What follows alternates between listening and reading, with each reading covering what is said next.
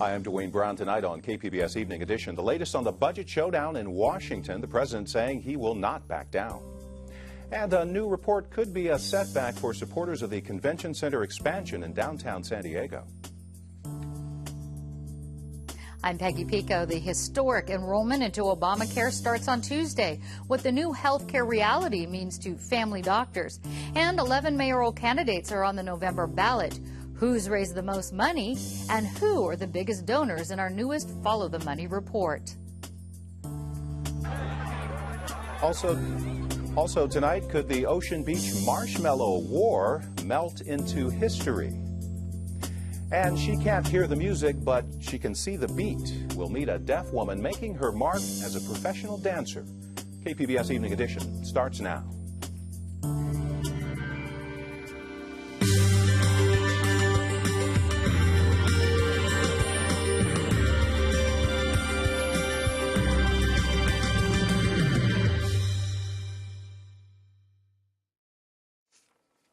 Hi, good evening. Thanks for joining us. The federal budget fight now goes back to the House. The Senate has approved a bill to avert a government shutdown in a few days without a provision to defund the president's health care reform. We get the latest from Jerry Bodlander of the Associated Press. If you want to visit animals at the National Zoo or see Americana on the National Mall, the window may be closing. The bill, as amended, is passed. The Senate approved funding to avoid a partial government shutdown Monday night, including money for the president's health care law, which the House voted to eliminate. President Obama urged the House to follow suit, stressing a shutdown would not impact the law. That's not going to happen. More than 100 million Americans currently already have new benefits and protections under the law. Republican leaders have already said they won't accept what the Senate sends them. Texas Senator Ted Cruz, who railed against the health care law for 21 hours earlier this week, hopes they stick to that promise. The House of Representatives listened to the American people, and I am hopeful, I am confident that the House will continue to stand its ground. While lawmakers try to find common ground, about 800,000 federal workers face being told not to come to work on Tuesday. Even if a lapse never occurs, the planning itself is disruptive. People are worrying right now about whether their paychecks are going to be delayed rather than focusing fully on their mission. The House is working over the weekend, its leaders deciding what course to take as the clock ticks down to a possible partial shutdown of the government. Jerry Bodlander, Associated Press, Capitol Hill.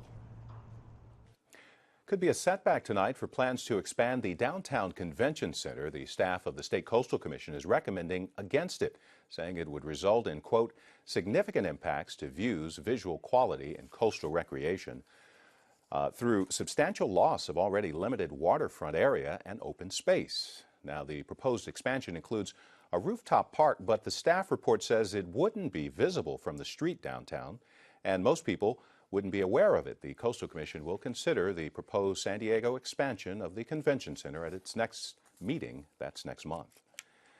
Now, much of San Diego's backcountry is under a red flag warning tonight, a combination of high winds and low humidity creating dangerous fire conditions. The warning is in effect until tomorrow night. Arson may be to blame for 3 brush fires along Interstate 8 in the East County. The fire started late Thursday at about 5:30. Near Los Coches Road. About 40 acres were burned, but no homes or buildings were damaged. Signs of life are returning to the site of one of the state's worst wildfires ever. The Rim Fire burned 30,000 acres near Yosemite National Park. Now, new plants are starting to push through the charred terrain, but it could take decades for the forest to fully recover. How long will it take to get back to huge trees? 100, 200 years, because some of those trees are that old. But in that time span, we're going to see a lot of new plants come up, a lot of fresh plants come up. The Rim Fire was the 3rd largest in California history. It was started by a hunter's illegal campfire. A major United Nations report out today on climate change, and several researchers from Scripps Institution of Oceanography here in San Diego had a hand in it. Joining us to talk about this study is KPBS business and environment reporter Eric Anderson. Eric, this was a pretty big study. What did researchers look at? Well, Dwayne, this climate panel looked at the most comprehensive collection of data on the world's oceans, ice packs, and land masses to get a snapshot of where the planet's climate is going. Now, this report updates a study that was done most recently back in 2007. And just to give you an idea of the scope of the project, Scripps researchers say they had nearly double the amount of raw data on the world's oceans this time as compared to last.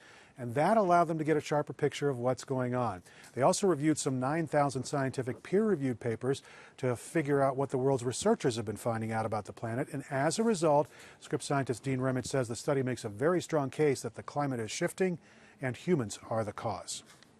So what specifically did the study find? Well, lots of things, in part because the report involved several hundred researchers and reviewed reams of data of published work. Some findings were expected. The ice caps are shrinking.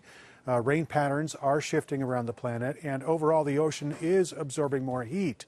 However, some data was surprising. The average Earth temperature didn't actually rise in the last 15 years, and that sparked some debate about whether that's just a cyclical pattern or if something else is going on. But overall, the scientific community is getting a clearer picture of the planetary trends that are in motion.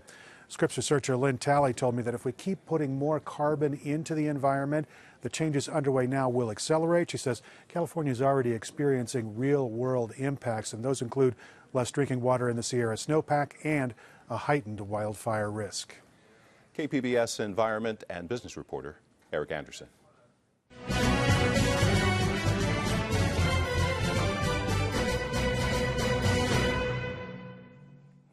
It's been a busy week in the race for San Diego's next mayor, with nearly a dozen candidates now officially on the ballot. Peggy Pico follows the money tonight, from campaign donors to candidates.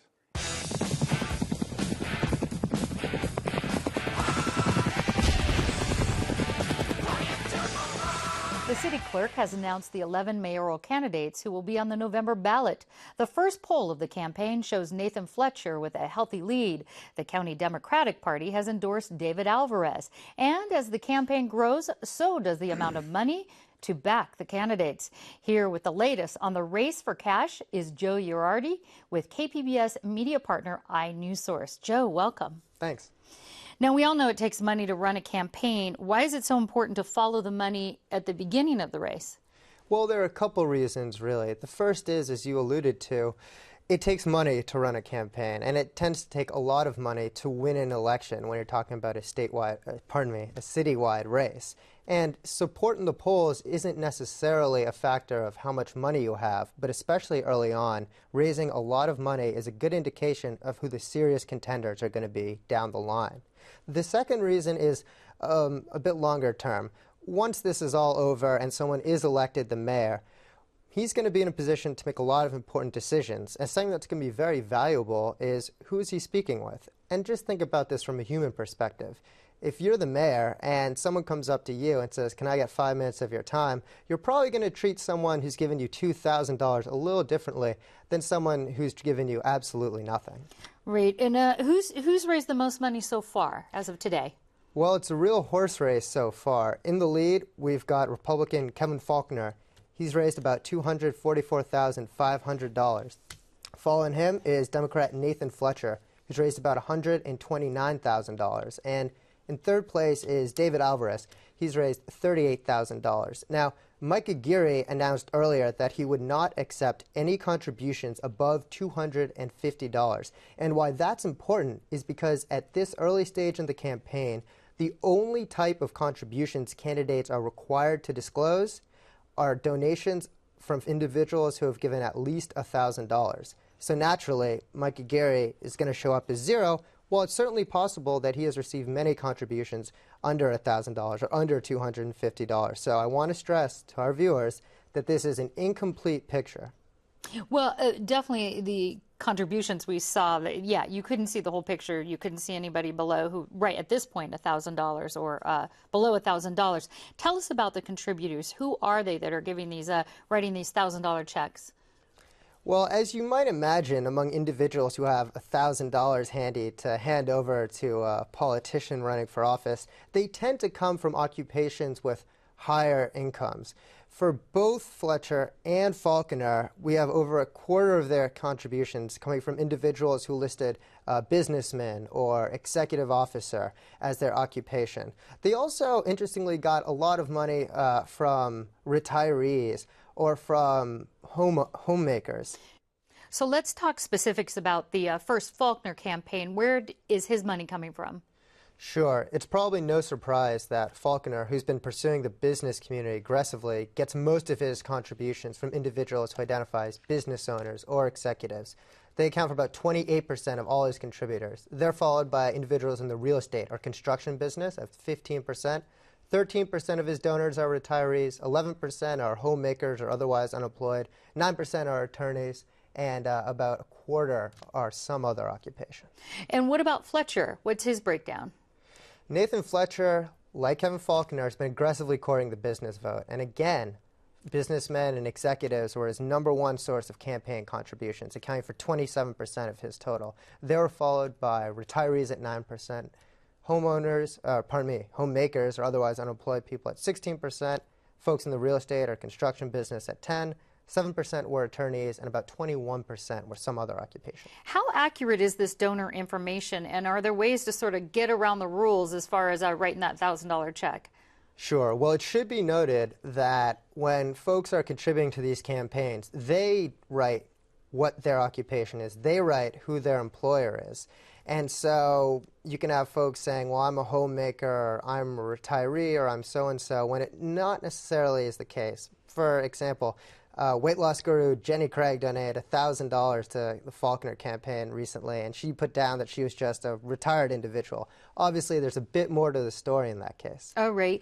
Other than the candidates, who else is raising money for this campaign? Sure. There's a very important group of individuals that we haven't spoken about, and these are the independent committees. These are committees that are established to support or oppose candidates. They operate independently of the candidates' campaigns, but they can raise unlimited sums of money from virtually any source, and they're just starting to pick up. I want to talk about one in particular really quickly, and that's a labor-backed group that's raised almost $220,000 for David Alvarez. So even though in terms of individual contributions, Alvarez hasn't gotten that many, he obviously is able to get it from this group. But we certainly want to keep track of this. Tell us how we can do that. Sure. Folks who are interested in this can see daily updated information on the race for this money at kpbs.org/follow. All right. KPBS news source and data specialist Joe Girardi, thanks so much for the update. Thank you.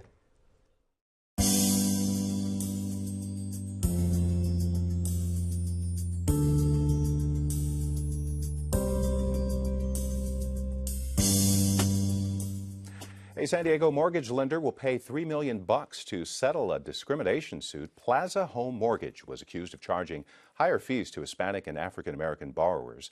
The company denies it, but Plaza will create some new policies and training to prevent discrimination. San Diego's made its largest settlement yet to victims of a former police officer, $795,000 to a woman who says she was sexually assaulted by Anthony Arevalos. He's serving 9 years in prison now for assaulting and harassing women during traffic stops. The city's paid more than $2 million to victims so far, and one more lawsuit is pending. You may remember this, the last 4th of July marshmallow fight in Ocean Beach could be the last one ever. OB's town council voted to try to stop the event. All because of this, the sticky mess it leaves behind. The council passed a resolution asking police to crack down on littering and asking OB businesses to stop selling marshmallows before the 4th of July. How much is the City Council's land giveaway worth to developer Sunroad Enterprises? The Republicans anoint a candidate behind closed doors. I'm Mark Sauer. Join us for those stories and more on the Roundtable tonight at 8:30. California's health insurance exchange opens for business on Tuesday, but scammers are already at work. State insurance regulators are warning folks about bogus websites claiming to be connected to the official exchange, Covered California.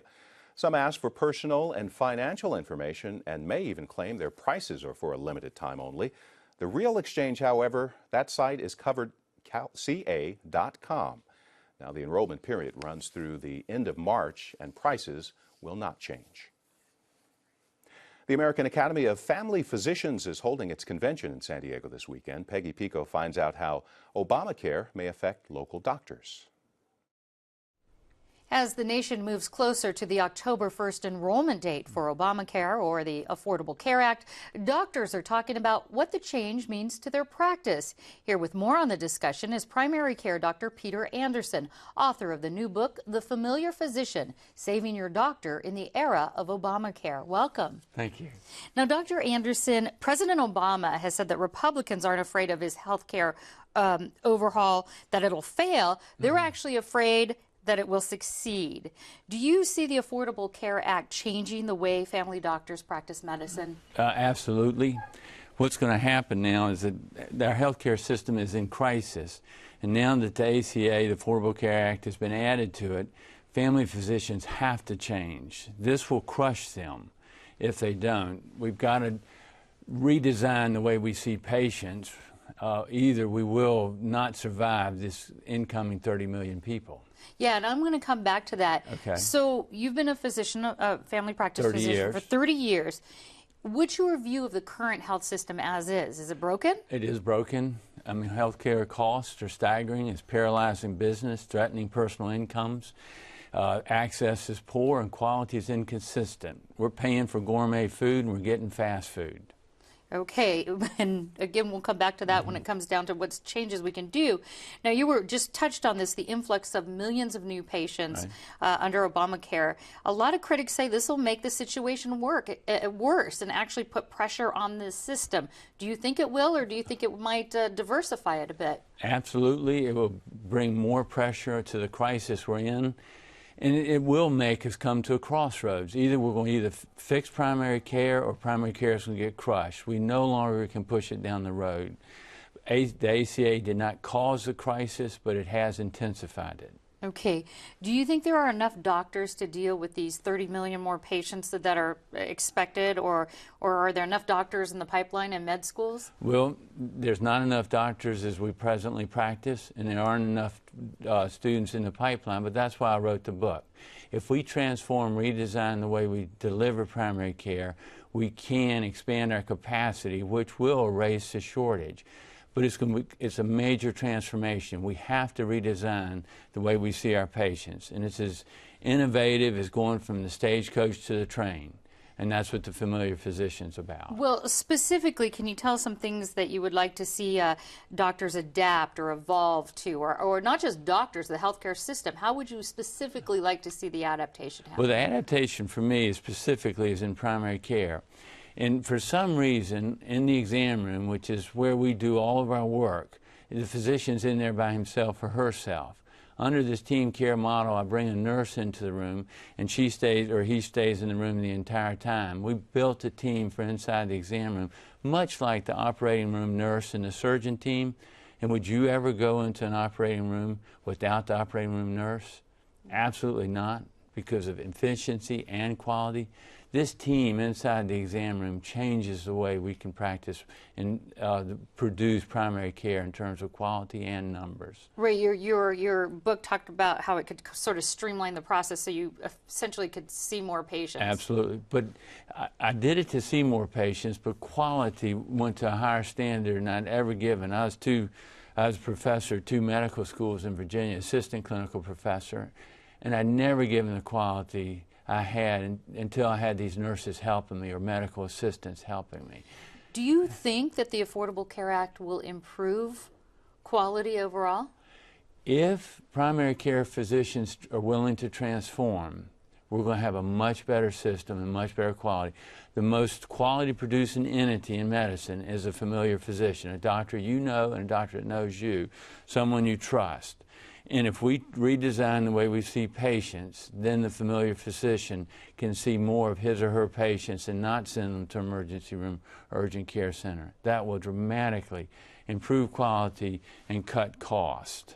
All right. And what about preventative care? A lot of people say if the Obamacare will sort of open up this preventative care for coverage. Is that something you think that family physicians can handle, or maybe nurse practitioners? Well, I mean, family physicians are able to do it if they have the staff. Family practice offices across the country are understaffed. The process is inefficient and outdated.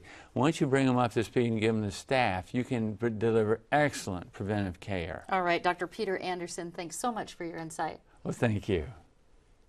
I'm Gwen Eiffel on the next News Hour. Margaret Warner wraps up the week at the UN General Assembly. That's Friday on the PBS News Hour.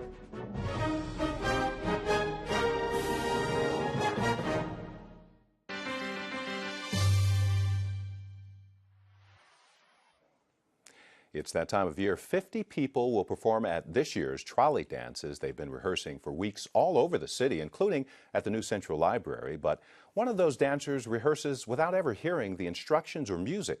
She's been deaf since birth. KPBS culture reporter Angela Carone has her story.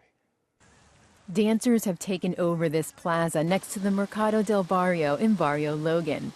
They're rehearsing for Trolley Dances, an annual event where audiences take the trolley to 6 different stops to see dance performances. Choreographer Jean Isaacs founded Trolley Dances 15 years ago. She leads the dancers through a piece that will incorporate the plaza's fountain and parking garage across the street. So this is 7 and 8, okay? Isaacs emphasizes how important timing is. Dancer Zana Moss nails it. 5 single, 7 and 8. Go. This might not seem that extraordinary, except that Moss is deaf. She can't hear cues in the music. So how does she keep time without hearing the music? Moss spoke to me through her sign language interpreter. I rely on different techniques. I don't depend on my hearing, obviously, but I will follow whoever is showing me the dance. I'll watch them and I'll observe what they're doing, their movements, how they're moving, in what ways, how they transition from one move to the next. And as I'm watching them, I'm getting the rhythm from the dance. I'm kind of like mimicking what they're doing in a way.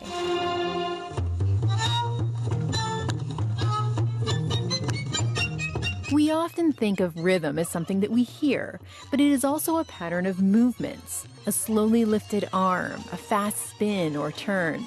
Moss feels the rhythm by absorbing every detail of a dance's pattern of movements. As you might imagine, this requires intense concentration. I have to pay attention to everything, every detail. I have to watch how they move in their space. I have to know where everyone is at all times on the floor. If I have a sign language interpreter, then I'm watching the interpreter for cues and what the dancers are doing, so I'm kind of watching in a variety of different places at all times. Basically, I just have to pay attention to every detail. When Moss can arrange it, she has an interpreter at rehearsal. She says that's the ideal situation. As a deaf dancer, I always need somebody to tell me when to start, because if the music were to start, I wouldn't have any idea. So if there's no interpreter, I usually get another dancer who's in the group with me to somehow give me a cue. To let me know that we're starting, and then I can go from there on my own. Moss comes from a hearing family. At age 5, she told her mom she wanted to enroll in a ballet class. She told me it was going to be tough. I wasn't going to have it easy, and I took it. It was fine. Moss says her mother is her biggest fan. She enrolled her in sign language classes when she was young. But for most of her education, Moss was in school with hearing individuals. When certain teachers doubted her abilities, her mother fought back. Told my mom all the things that I couldn't do. But my mom, of course, she was like, "Who are you to tell me my daughter can't do that? My daughter can do anything." Moss went on to get a degree in dance. Now she works as a chemist by day and dances professionally on evenings and weekends. She says it's been frustrating at times. She doesn't always get cast, even when her technical abilities are equal to, if not superior to, the dancers she's up against in auditions. Moss says those in the hearing world often have lower expectations for deaf people. We've always trying to break down the barriers that the hearing world imposes on us to try to get them to realize that we really are the same. There's just a few things we can't do, like hear.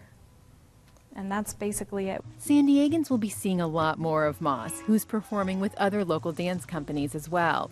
She says she's always been the kind of person who decided on a goal and then achieved it, especially when it comes to dance. It's part of who I am. It allows me to express myself. It allows me to be myself in my world. And it's a form of, I wouldn't call it an escape, but more of a safe area and a safe place, a safe, comfortable place for me to be. Angela Carone, KPBS News. Fascinating. Trolley Dances takes place over the next 2 weekends. For more information, go to kpbs.org. And of course, we've been giving you previews of San Diego's new Downtown Central Library. Tomorrow, you can get a look inside yourself. The library is hosting a preview day from 11 in the morning until 6. Organizers suggest you take public transportation to get there. Monday is officially opening day. And KPBS Midday Edition will broadcast live from the library. Host Maureen Cavanaugh will be joined by some special guests who will tell us more about what makes this library so unique. Tune in to KPBS Radio from noon to 1. And of course, we'll have continuing coverage on Evening Edition. As we already mentioned, there's a red flag warning for the rural backcountry tonight because of high winds and low humidity. Coastal temperatures into the 80s for the weekend. Inland valleys into the low 90s. Cooling a bit by Monday. We'll see some gusty winds. They're expected in the mountain areas. Temperatures there in the 70s. And for the desert, low 90s with sunshine. You can find tonight's stories online at kpbs.org/evening edition. Thanks for joining us. Have a great weekend. Good night.